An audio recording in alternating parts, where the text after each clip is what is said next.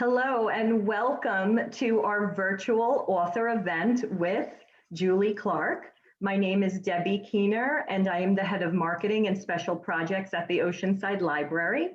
I would like to introduce my colleague and my fellow presenter for tonight, head of adult services at Oceanside Library, Nadine Spano. Nadine and I host the library's online book discussion and the podcast on the same page with Deb and Nay. So definitely follow us on all the podcasting stations like Apple and Spotify. We also encourage you to go on to pagingoceanside.com to learn about all our author spotlight programs and the fantastic lineup that we have planned this year. And if you're part of a book club, definitely go on pagingoceanside.com because you should sign up because you don't want to miss the great promotions we have for book clubs. And lastly, Nadine and I would like to thank our director, Chris Mara, assistant director, Tony Iovino, as well as our board of directors and all our fantastic colleagues for giving us the opportunity to bring you programs like this one tonight. We couldn't do this without their support. And we'd also like to thank our adults coordinator, Ocaria DeMango, who is here tonight, and she will be taking care of all the technical side of things. So thank you, Ocaria. So Nadine, take it away. Well, now, without further ado, it's time to begin our program. Very excited. As you know, tonight's guest is author Julie Clark. Julie Clark is the New York Times best-selling author of The Last Flight. It's earned star reviews from Kirkus, Publishers Weekly, and Library Journal, and the New York Times has called it thoroughly absorbing. I agree. It's been named an Indie Next Pick, a Library Reads Pick, and a Best Book of 2020 by Amazon editors and Apple Books. And it was also a Deb and Nay December book pick. So maybe you remember discussing it with us. Her debut novel, The Ones We Choose, was published in 2018 and has been optioned for television by Lionsgate. Very interesting. She lives in Los Angeles with her two sons and a golden doodle with poor impulse control. And many of us know what that's like, mine sitting here. So please join me in welcoming Julie Clark. Thanks for being here, Julie. Thank you so much for having me. It's my pleasure. We're so happy to have you. We'd like to ask you first, how are you? How are you doing? How's Los We're Angeles good. and everything? We're here in Los Angeles and we're doing well, hunkering down, hiding out in our house and, just waiting this out. I think we're getting closer. So, we just need to be patient. Yes, definitely. For viewers who are new to your work, can you tell us a little bit about yourself, how you came about to writing? You have an interesting writing story. You're not, many steps along the way have brought you to becoming an author, a published author. So can you tell us a little bit about yourself? I graduated from college and didn't really know what I wanted to do. I had a degree in graphic design and didn't really feel like using it. And so I went to Berkeley and worked in the athletic department at UC Berkeley for about 4 years, which was maybe the best job you can have outside of right after college because it's basically being in college, but no papers, no tests, no midterms, no finals. So it was pretty great. And then from there, I realized I wanted to be a teacher. And so I went back to school and got my teaching credential and then moved back home to Los Angeles, where I've been ever since. I still teach 5th grade. I love it. I don't really plan on quitting because it's such a fun job and it's just a nice way to step away from the writing world, which can be a little intense and you can get kind of in your head a little too much. And so it's great to be able to step away and just spend the day with kids. It's pretty immersive. So whatever you're worrying about, whatever plot problem you're worrying about, whatever publishing drama you're trying to live through, you forget all about it for 6.5 hours. So that's pretty great. I didn't really start writing seriously for publication until I was in my early 40s because my kids were young and not sleeping through the night. I'm a single mom. So, as soon as my youngest started sleeping through the night, I started having a little more energy and I started thinking like, well, what do I really want to do? Teaching is great and I love it, but I kind of want to do other things too. And writing has always been a dream for me. It's always been one of those things that I thought I'd like to do that. I love to read. I read constantly. People ask me, what are your hobbies? What do you like to do in your free time? And it's just really kind of sad because all I do is either write or read. And, you know, people are expecting me to do interesting things like, you know, go ziplining or, you know, since I live in Santa Monica, I surf. Like, I don't do any of that stuff. I read. So, you know, I'm sorry to say that I'm not a very interesting person outside of the reading and writing world and the teaching world. But yeah, so yeah, and it took me about 4 years or so to write and publish my first book, and about, you know, and that was, you know, 2018. So there you go. That's great. Yeah. And I mean, it sounds to me like you have a pretty busy schedule. Yeah. I mean, how could you do surfing with teaching and writing and That's what I would say. Right. Yeah. you know? Yeah. No, I wake up very, very early and get my writing done first. So I wake up at 3:45 in the morning. Unbelievable. Wow. And write until about 6 or so. And at that point, I need to get up, get the kids up, get ready for work, get ready for my day. And then I teach all day. And, you know, I mean, I'm like anybody else that when my work day is done, I don't want more work. So I generally feel like when I do have writing work that I have to take care of after school, I'm a little bitter about it. You know, I'm very much like my 12-year-old where I feel like I want to kick things and I'm short-tempered and, you know, because I have this work hanging over me and I don't want to do that. That's not how I want to spend my afternoon and unwind. It's not relaxing. So it's worth it to me to get up early and I get it done. And then I feel like, you know, my work is done for the day, you know, so it's nice. I like it. I go to bed early though. Everybody always asks me, what time do you go to bed? I'd say 8:30 or 9. I'm usually asleep by then. Really? That's really disciplined. Yeah, that is disciplined. Yeah. So you're not binging anything until like 12, 1 o'clock in the morning. No, that's the good thing is that the shows that I love to watch, I really only have time and like I can't stay awake, you know. So I really only watch one a day. I'm one of those really annoying people that you know, maybe on Friday and Saturday nights I might watch 2. But it's not even that I have the self-control. I can't stay awake. Right. I'm gonna fall asleep. Well, can we jump into the last flight now? Yeah, please. So what inspired you to write this story? Was it a character that you were sitting with, or was it something that in the plot inspired you to create the novel? So what was that actually brought you to this book? I really was interested in the idea of whether a person could vanish without a trace in our kind of tech-saturated world. And so I just was playing around with the idea about, you know, as a voracious reader, there are certain books that I love and, you know, authors can write them 20 different ways till Sunday and I will read every single one of them and love them. And people who vanish fascinate me, you know? And so that's one of like the tropes that I'm very much drawn to. And so I wanted to think about a woman who maybe needed to disappear. And I thought, well, maybe she was supposed to be in the World Trade Center on 9/11, but she wasn't, you know, maybe she was doing something else. Maybe she was somewhere where nobody expected her to be. And now everybody presumes she's dead. Like, wow, what an opportunity for a person who might want to disappear. And I sat with that idea for a very long time, wondering, what if there was someone in the World Trade Center who was unhappy in their marriage or unhappy in their life, or maybe in like significant debt, you know, and just was looking for a do-over and saw an opportunity and took it, you know. And then somebody wrote that book. And it's great. It was a good book. And I had only maybe 20 pages of a very rough draft at that point. And so I thought, okay, well, I need to rethink my idea, only that I can't use the World Trade Center, but I can use another kind of disaster, some kind of a way where somebody would be presumed dead, but wouldn't really be dead. And I kind of took the long way around to a plane crash over water, because over land, you have thought it's going to be pretty clear pretty quick that, you know, somebody was not on the plane.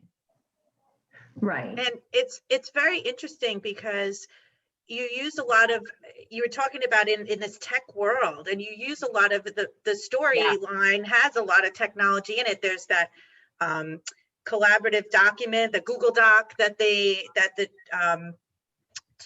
two villains use to communicate with each other, which was so interesting. There's a lot of text messages and things like that. And it's hard to vanish in the world that we're in. And you know, you really did this so it's such an interesting way. And I think that having all of those different elements, was it hard to write those things like text messages? And you know, you do have to keep that in mind when you're writing all of these. I mean, it wasn't really, you know, I have my students to thank for the Google Doc. Yeah, that's crazy. I would never thought of that. We got Chromebooks for all of our students, maybe 6 or so years ago, where every kid got their own Chromebook. And it was life-changing to be able to have them doing all of them, you know, typing at the same time, working on their writing at the same time, you know, and not have to like cycle a group of 5 through like the 5 old computers that you have on the back of your classroom, that everybody could be online working at the same time, Right.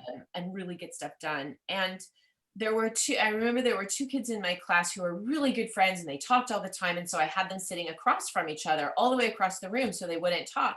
And I noticed that one day during writing, one of them was giggling and then typing. And then 2 seconds later, the other one was giggling and then typing. And I'm like, what are they up to?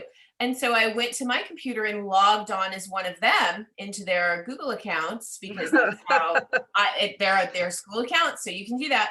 Right. So I logged in and I saw that they were having a whole conversation in a shared Google Doc. And I thought, I can use this, you know.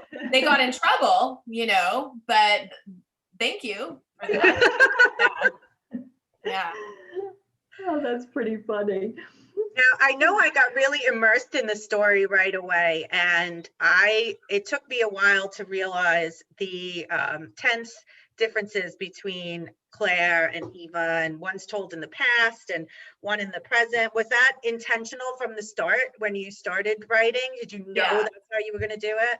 Yes, and mostly, I mean, some of it was because I really wanted to tell 2 different timelines, and I wanted to kind of have both of the timelines, like Eva's timeline be leading up to the day of the crash and Claire's timeline kind of taking the baton and carrying it forward. But I also just wanted to make sure the voices were different enough for the reader, you know. And so I did that just as a way to make things simpler for people, especially if you're listening on audio. Sometimes it's really hard to catch where you are in the book and who's talking if you end in the middle of a chapter, you know, and then you don't come back to it for a day or 2. So that's true. Yeah. Okay. One of the things I was interested in was the whole political drama that was part of the story. Were you thinking about certain political dynasties when you were writing this book and all the drama that happens? Not really. I mean, I did kind of base the Cook family on the Kennedys, but I made them a little bit, I mean, I would say not, I don't know, I don't want to say a little bit more dysfunctional, because I think that there's an argument to be made that the Kennedys weren't exactly functional, but I did want to make them much more corrupt and much more diabolical, you know. I mean, I don't know, I can't even really say that, you know. I don't yeah, I really wasn't basing them on anybody in current politics, if that's sort of where you're going now. No, just in general, because when we were having our book discussion, we brought up the Kennedys. We were like, it's kind of, you know. I really was kind of going for that. And I even say in my pitch, you know, the Cook family is, you know, a very powerful political family, second only to the Kennedys, because just so that you have like an idea of just how influential they are and just how powerful they are. You know, they're not just some family that happens to have a senator, you know, but they're not a dynasty to be reckoned with. Yeah. Right. And it makes it really difficult for Claire because of that, like how powerful they are. She knows that she can't say anything. Every move that she made in the book was recorded and she was followed. So, you know, it's a major, it makes that, you know, that thrilling aspect of it. Like, are they watching her? Do they know where she is? Yeah. Right. Yeah. So that was really what I was going for with them. And a lot of what we talked about in our book discussion was this theme of female friendships that you have, and the fact that there was Claire and Eva, both of them were put in these absolutely impossible situations by male characters in the book, and their stories kind of just turn around of their own doing, which was really interesting. There was, I think I said, Deb, in our discussion, I kept waiting for the knight in shining armor, and it was so, because that's what you read and hear about all the time. It was women helping women, and was this something how did you go about crafting that type of a story? It really is so unique.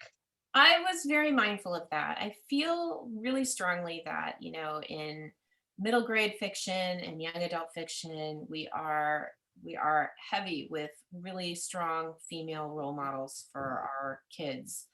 And then we move into the adults category and the thriller genre in particular, and all of a sudden the women are crazy. They're drunks, they're mentally ill, they're drug addicted, they're hysterical, and I just felt like, in today's climate, I think it's really important that we're mindful of how we speak about women, how we write about women, and the way that we portray them on the page matters, And so I wanted to make sure that I portrayed the women in my book in the way that I see my friends in the world, the people that I know and the people that I care about are all very strong, savvy, competent, capable women who sometimes get themselves into a bind, but they get out of it because that's what we do, I'm a single mom, and people all the time say, oh, how do you do it? How do you do it? Well, I do it because I'm a woman, and women have been doing the emotional labor for centuries, And so of course women are going to be better at this than men. We're less fragile. We're not more fragile.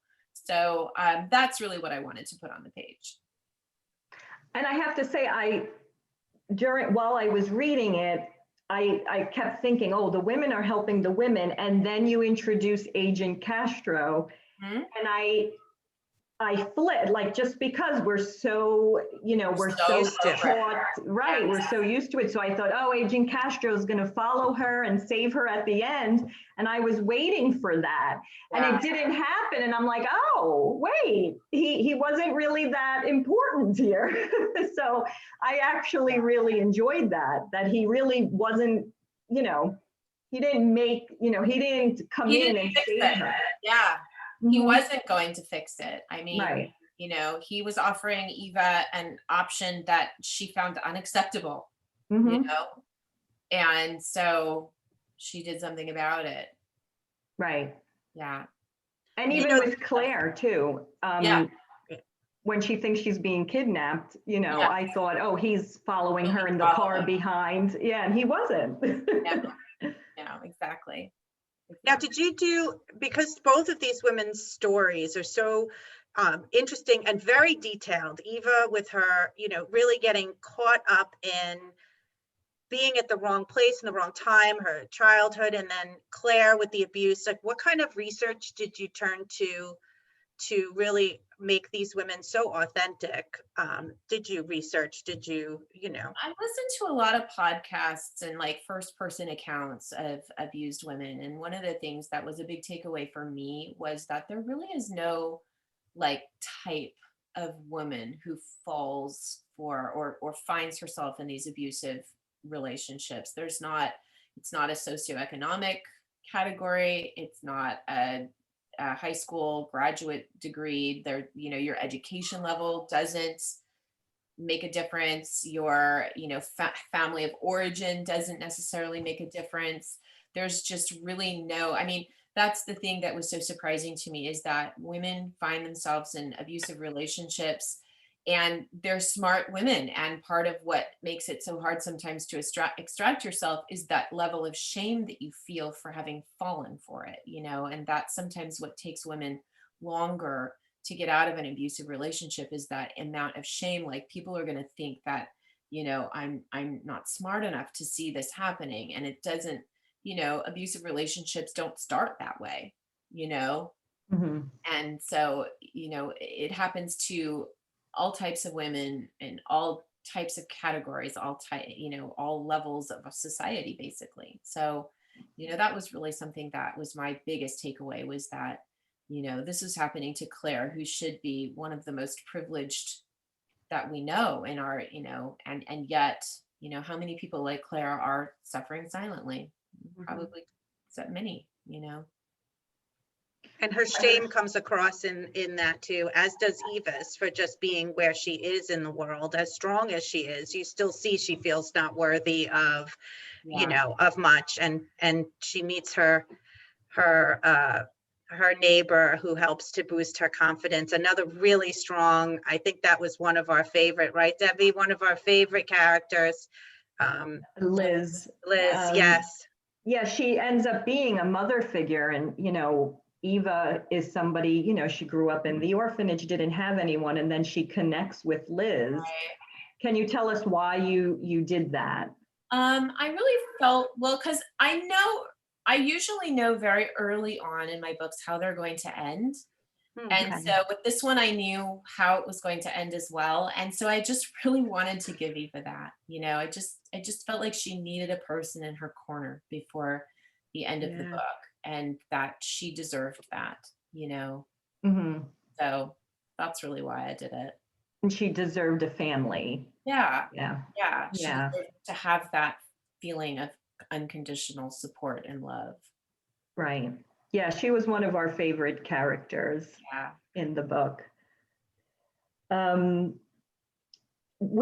So this might be a bit of a spoiler, so if anyone out there didn't read the book, you might want to just turn your volume down. Turn the volume off. But in our book discussion last month, there was a disagreement about the ending and what happens to Eva. So did she get on the last flight, or was she in the pink sweater during the news conference? So, Julie, is there hope for Eva? No, she got on the plane. Sorry. Yeah, she got on the plane. And, my editor, that just to me felt like the truest ending for the book. It felt like I have two women who are both fighting their way out, and I don't write romances, so happily ever after is not something that I think I do well, and I don't think that my readers expect that from me. Okay. And so I felt like Claire's getting her happy ending. To have them both get a happy ending felt like a little too contrived. Okay. And I also kind of felt like, at the end of the day, Eva's a drug dealer. She's having poor Brett beaten up for $600. And, she has made some choices in her life. And I sort of felt like, her getting on that plane was really, I think, Eva redeeming herself.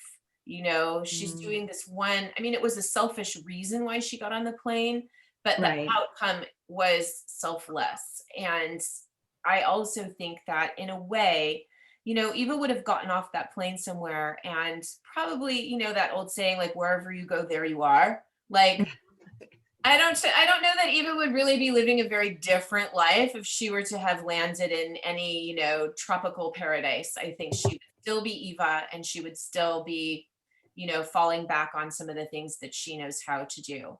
So I think that for Eva, that maybe was her happy ending. It really was her, like, she's finally free from all of it, Yeah, but she didn't. And the pink sweater was just a pink sweater. When you really want to see something and you're really hoping to see something, and Claire, I think, was feeling very kind of upset and guilty that she believed that the plane switch was her idea. So, she felt very responsible for what had happened and was probably just hoping against hope that maybe somehow Eva got off. Right. And Eva really does manipulate that whole. Totally. Yeah. Right. She's great at it. Yeah. And she really, when she's at Liz's house and she hears Danielle tell the story, she jumps right onto the computer and figures out who she's looking for. So, she was, very smart, very sly. Yeah. Do you see Claire having a good life? Yes, I do. Beyond this? Ask me, what's Claire doing? Well, Claire is, still living in Berkeley. She probably works for the DeYoung Museum in San Francisco. Maybe she's a curator. Maybe she, Maybe she's just a docent, right? Doing tours. She probably will never get remarried. I just don't see her getting remarried. She'll be in relationships and she'll have partners and, lots of friends and just a nice, quiet life, with nobody, making demands on her. I think that one of the things when women exit abusive relationships, I think that they learn that, being married isn't necessarily security. And so she probably will realize that, she can have a very fulfilling life with lots of people in it and not be legally tied to somebody in a way that might not feel safe to her. And I don't know that, maybe she'll get therapy and like get past it, but I don't know that she has to, I don't see that as necessary for her. Okay. What about Danielle though? Like Danielle, I guess I struggled with Danielle, to be honest, because during the whole book, Claire sees her as, basically an enemy, like an ally of Rory. So then at the end, she really comes through for her. So why did you do that with Danielle? Well, that wasn't really how the book was written for most of it. And so after we sold the book to Source Books, my editor said, thinking we want one more big twist at the end. And I was like, really? Okay. What could that be? And there were a couple things that really always bothered me about the book. And one of them was Danielle. And I sort of felt like, in a book that's supposed to be about female empowerment, what are you doing, Danielle? Right. Speak up, say something, do something. And it always bothered me. Yeah. And the other thing that always bothered me was like, what's Eva doing at that airport? In an original draft, she just happened to be there and overheard Claire on the phone and kind of was going to figure out like, what's this woman running from and how can I make this work for me? Which was okay. But it just was one of those things that sort of you wake up at 3 a.m. and it's just kind of bugging you. And then you rationalize, it'll be fine, it'll be fine, it'll be fine. Like nobody's really mentioned it. It'll probably be fine. But, the lesson is that as a writer, when something is waking you up at 3 o'clock in the morning and you're kind of troubled by it or it's nagging at you, like you kind of need to pay attention to that. So I solved that. I was just, a lot of times when you have a plot problem or whatever and people make suggestions, you're like, no. And then you're ready to hear it when you're ready to hear it. And so at that point, I just kind of put those two problems together and figured, well, what if Eva, there was some kind of connection between Eva and Claire? Well, what could it be? How many people are there in Eva's life, right? There's Liz and Dex, basically. And so how would either of them be connected to Claire? Well, it would have to be Liz, because how would Dex be connected to Claire? And then I thought, okay, well, who's in Liz's life? Well, maybe she has a daughter, or she did have a daughter. Maybe her daughter is Danielle. And so it was just kind of one of those light bulb moments where you get that little zip of like, that's it. And then it was just off to the races. So a lot of people say, I didn't see that coming. I read the whole book. I didn't see it coming. Well, of course you didn't. I didn't either, So yeah, I went back and did a little bit of tweaking where instead of Claire being certain, knowing for sure that Danielle was the one reporting to Rory, she just thought she was a likely suspect. I think that was kind of how I softened that a little bit, but I really didn't have to do a lot of softening with Danielle. I just made you think that she was one of Rory's allies, and that worked out for me pretty well.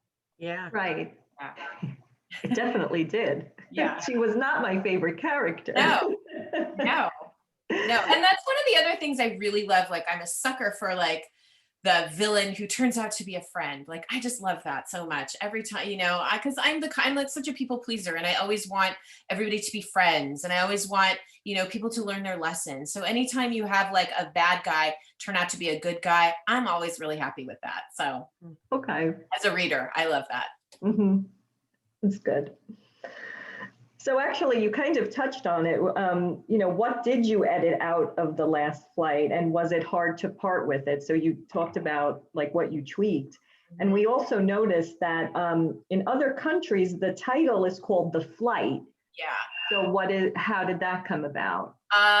Publishers, when they buy a book, they generally think about their market. It's a whole marketing thing. I don't get to pick my titles even here in the United States. I make a suggestion and my publisher takes it to the sales team, and then the marketing and sales team come up with, well, do we think that people would like it? They have like all these formulas and research and all of this stuff that I know nothing about, but they know a lot about. And so a lot of times a title that an author will suggest, the publisher will be like, oh, that'll never sell. And then they come up with like other options, and you pretty much, they'll let you, I think they pretend to let you have a say in it, but you don't really. Yeah. But they kind of humor you for a little while. And so, I think in England and Great Britain, the UK version, it's The Flight. They didn't feel the last was something that they wanted. They didn't think it would hit as hard or whatever. And when you think about different countries, that the rhythm of the language is different, and so even their tagline is slightly different, and it doesn't sound as good to me. But again, like the rhythm of the language there is different, and so as a writer, I generally trust the people who know their markets better than I do. So I'm not really going to argue about stuff like that. Yeah, I mean, and in Germany, it's The Switch is what the title is in Germany. Okay. So yeah, so it's it's different. It just depends. It just depends on the country. Okay. Yeah. That makes sense. Yeah. I'm sorry. Go ahead. I just said I don't care. I mean, they buy the book. I'm happy they buy the book. They can do what they want.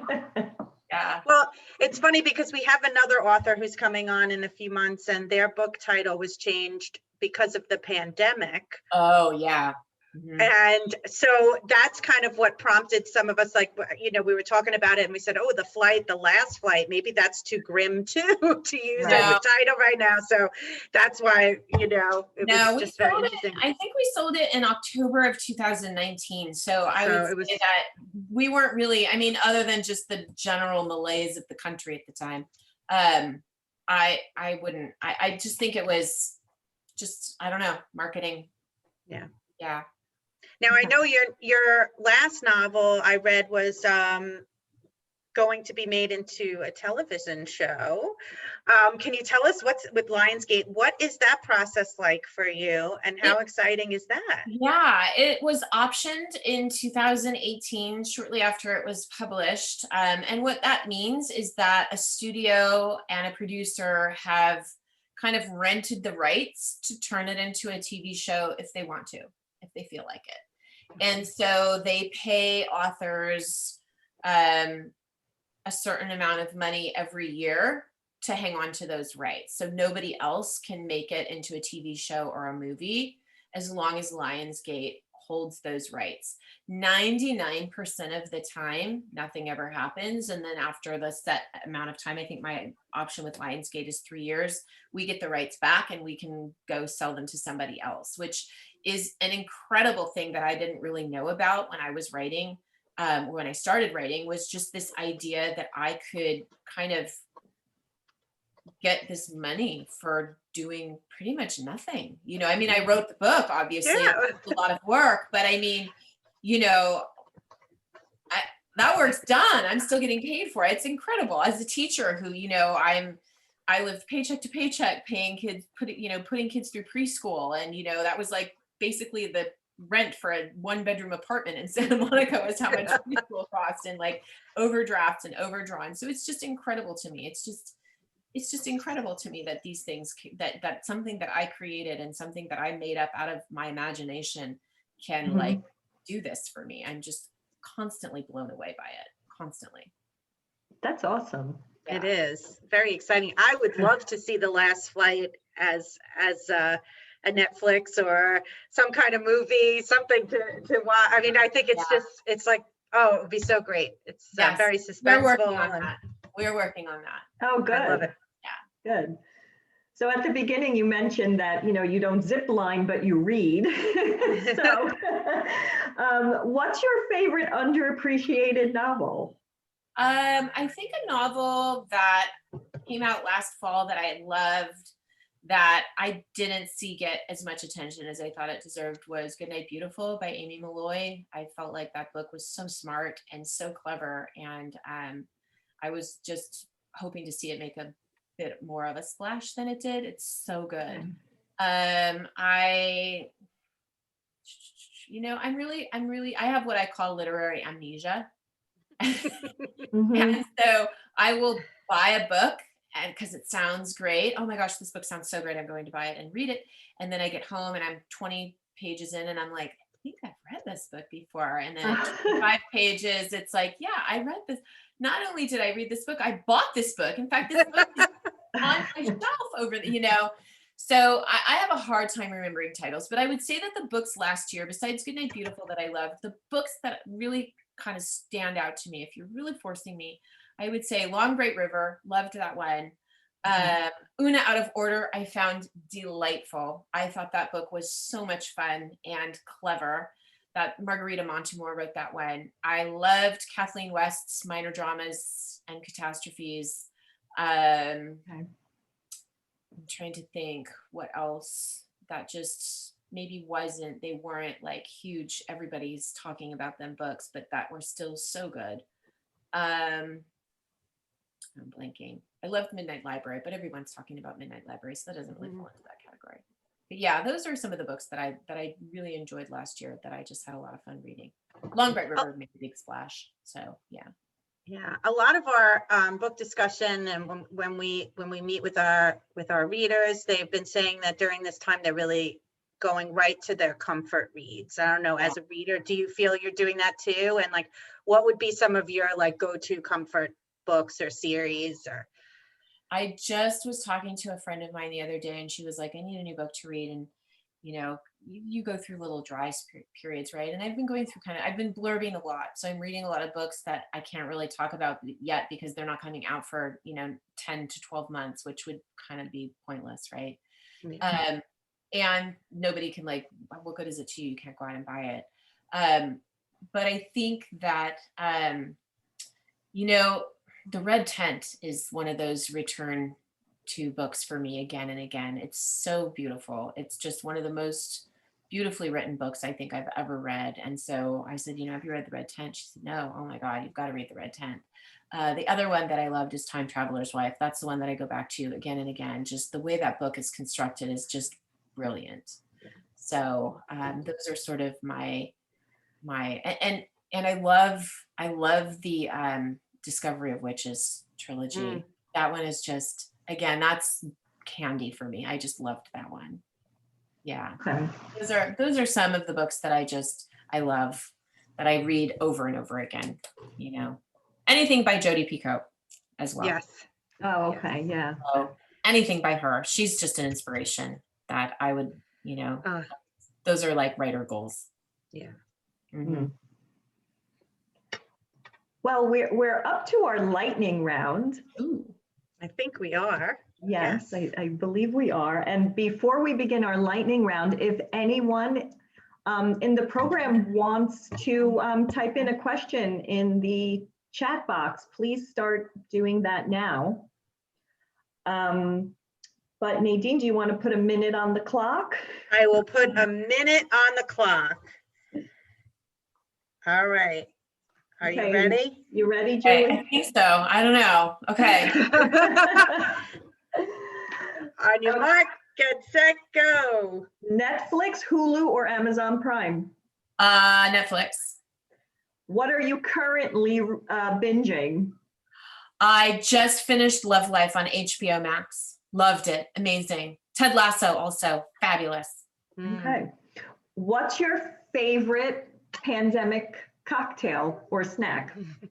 Probably potato chips. I'm not much of a drinker. So potato chips. Yeah, I've eaten a lot of potato chips this pandemic. Any flavor or just plain? Barbecue. Always barbecue. Oh, okay. Barbecue. Yeah. Okay. What character of a book, not yours, or a TV or movie, what character would you like to have dinner with? Bernadette Fox from Where'd You Go, Bernadette? I think she would be absolutely hysterical to have dinner with. Oh, that's a good one. What book were you forced to read as a child and you ended up enjoying? Native Son. Okay. In high school. I remember being like, oh, this sounds really heavy. And I loved it. Yeah. Real, okay. Times, that was a minute. That was a minute? Oh, but Yes. we have 2 good questions. Okay, Go go ahead for and it. ask them. Go ahead and ask them. If you had to cast The Last Flight, who would you She cast? said no. I'm terrible. I'm terrible. I don't know movie stars. I live in Los Angeles. I live in Santa Monica. I see them all the time. People are like, that's Helen Hunt eating lunch next to you. And I'm like, who? Oh. I don't know. You know, I mean, I am, you know, 50 years old. So who are my movie stars? Like Sally Field, Julia Roberts, Right. you know, I don't know. Yeah. Sally Field would make a good Liz. She would be a good Liz. Yeah. Yeah. She would. Yeah. Okay. Well, we'll think about that one. If you went to the airport right now and you had to switch plane tickets with someone, where would you go? First of all, I would never switch plane tickets with a stranger. I think that is insane and I would never do it. But I don't know where I would go. Maybe New York. I would love to go to New York. I have a lot of friends I'd like to see there. I'm not an adventurous person, if you haven't noticed. I just, you know. New Well, York. Julie, if you ever come to New York, you have to come to the Oceanside I would love to. Library. I would love to. Absolutely. That would be great. Okay, we do have a question in the chat from Steve. Stacy. Oh, I see a Stacy too. Did you see Oh, do you Stacy? see Steve? Okay, hang on. Yeah. Well, you go with Steve first, and then I'll. Okay, so from Steve, is there any significant meaning to the use of serendipitous coincidences in your writing? The fact that Liz's daughter just happens to work for Claire, the plane Claire was supposed to be on just happens to crash. Did her husband cause that? I know this is in your other novel with who just happened to be the donor. You know, no, I don't think so. I think that definitely Rory did not cause the plane crash. I had to work really hard to make sure I edited him in a way that didn't lead readers to believe that he would have caused a plane crash. And one of the things, and when readers do actually ask about that, I do kind of say like, that's, you know, he's a powerful man, but he's not that powerful, you know, and that just kind of speaks again to the idea that, you know, abusers can kind of get in your head, and even as a reader, and you assign them much more power than they actually have. Yes, I do. You know, sometimes coincidences are just coincidences, and sometimes authors rely on them a little bit, hopefully not too much. But I wouldn't say that it was a coincidence that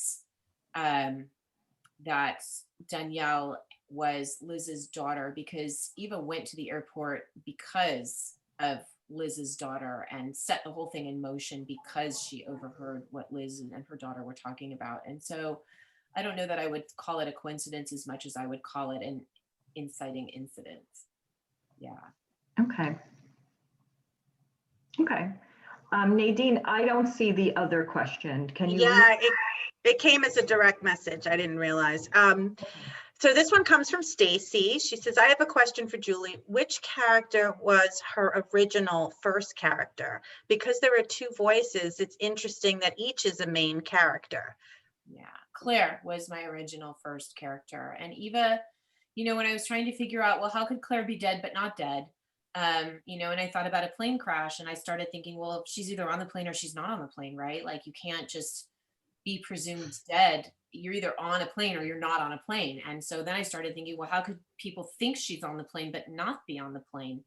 You know, and that at that point I realized I needed another character, and that's how Eva came to be, but Claire came first. Okay. Very interesting. And do you tell us a little bit about what you're working on now, if you can, if there's, when we could expect it? Very exciting. Will it also be a twisty, suspenseful thriller? It will, but in a different way, not with like a chase in the way that this one felt like a chase. My next book is about a female con artist who targets corrupt men. So she kind of is sort of an avenger of wrongs. So, and the reporter who, oh, I guess maybe there's a little bit of a chase. The reporter who's kind of on her tail, but it's not really a chase. So it's more of, it's less of like high octane, you know, hoping somebody's going to get away with it, and more of just a twisty tale. Yeah. And when could we expect to see that? We're hoping June 2022. Okay. Yeah, so a little bit over a year. I'm still working on an early draft of it, so it'll be a little while. That sounds exciting. Yeah. And just wondering, since you are a 5th grade teacher, are there any books that you encourage your 5th graders to read? Oh my goodness. Well, one of the things that's the best thing about my job is how much exposure I have to really great writing. And I have to say that some of the books that I study with my students have taught me so much about my own writing. So we read Home of the Brave. We read Becoming Naomi Leone. We do an author study with Pam Munoz-Ryan with Becoming Naomi Leone and Esperanza Rising. We are currently in the middle of reading Blood on the River, which is a historical fiction about Jamestown, which is fantastic. We have loved Ali Benjamin's The Thing About Jellyfish, which is just one of the most beautiful books I've ever read. And, you know, we just read really great literature. So yeah, I feel very fortunate that I kind of get to immerse myself in the same books every year pretty much. And that kind of helps grow me. Every year I get something else out of them, which is a huge plug for rereading books and rereading middle grade and young adult books, because there are some really talented writers who work in those genres, and it's definitely well worth your time to read them. Yeah, we have a great, our teen librarians, and you know what they recommend to the teen group in our community. They do a great job. So yeah. That's great. As a former children's librarian, I could say that there's nothing like these these novels, you know, that the ones you've mentioned, and, you know, reading them ourselves, you get so much out of it. They're just great. So yeah. And I think one of the best parts about it is not just that I get to read them, but that I get to see that light spark in kids' eyes when they realize this essential truth about the world, about humans, about life, and they have that aha moment is just indescribable. Yeah. Are they intimidated to send in a writing assignment to you? No, I don't talk much about my writing with my students. Since I write for adults, it's not something I play up, and I really want to make sure that my students and their parents feel really confident that, you know, when I'm with them and I'm working, they have 100% of my mind and my heart and my attention. So, you know, I don't really talk much about, it's very much separate. I mean, they know that I'm a writer, but I don't know that they know, you know, that it's a bestseller, or that, you know, it's, you know, this or that. I don't think they know or care. Yeah. Yeah. Okay. And that's the way that I'd like to keep it. Yeah. Okay. Yeah. Okay. Does anyone else have any questions? If you can write them in the chat. We'll give everyone another moment.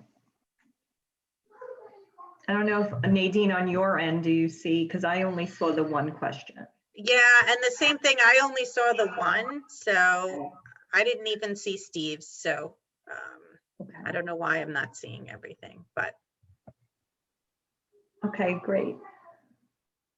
Well, we're at the end of our awesome event. Julie, it was such a pleasure meeting you, and it was fantastic to chat with you, especially since we just read your book. So it was really awesome to get the insider view of The Last Flight. So thank you so much. Thanks so much for having me. It was really fun. Thank you. Oh, you're welcome. And for everyone else, please visit our, somebody actually, one second, there is a question. I'll just one question. Did you make any other changes to the book after it was written? You mean the first draft? I'd say that The Last Flight went through probably at least 20 drafts. Oh, wow. Probably more. So a lot changes. So I'd say compared to the first draft, very little is still the same. I mean, Claire and Eva are the same, and the plane ticket swap is the same, and Claire ending up at Eva's house is the same, but all the stuff that happens in between and how the book even resolves, aside from Eva getting on the plane, is different. So, Okay. yeah. So definitely, there's edits there. Okay. Definitely. So again, thank you so much. And we encourage everyone that joined us tonight to please visit our website for our upcoming programs and go to pagingoceanside.com for our Author Spotlight series. And we thank you all for joining us. Julie, thank you again. Thank you so much, Julie. Thanks, everyone. Thanks for reading. Thank you. Thank you.